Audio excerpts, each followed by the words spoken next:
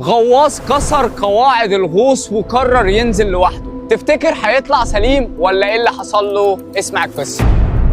قال لي ما اقولش اسمه عشان مش عايز يذكر اسمه، بس عايز النصيحه توصل. انا عارف يا كيمو والله، بس عشان هيتسيح لك. خلص شغل على المركب وسحب معداته ونزل الميه لوحده.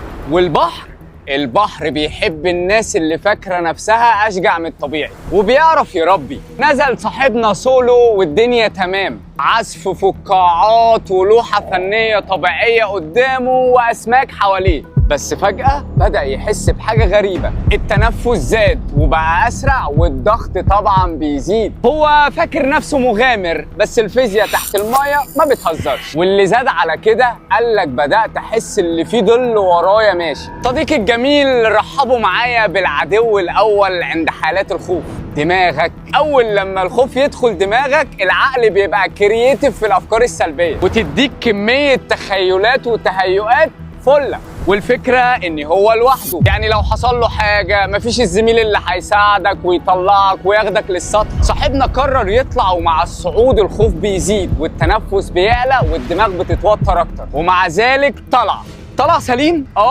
بس مش دايما البحر بيقف معاه، اتربى. مش قلتلك البحر بيربي؟ وهنا السؤال اللي يخلي اي غواص يراجع نفسه. تفتكر لو عملتها تاني هتطلع ولا البحر هيبقى ليه رأي تاني؟ لو جالك سكر اعماق او شد عضلي او الماسك اتكسر، وهل لما تتعدى قوانين الطبيعة كده احنا ابطال، ولا بتبقى تجربة والبحر بيكمل يومه عادي؟ اكتبوا لنا في التعليقات.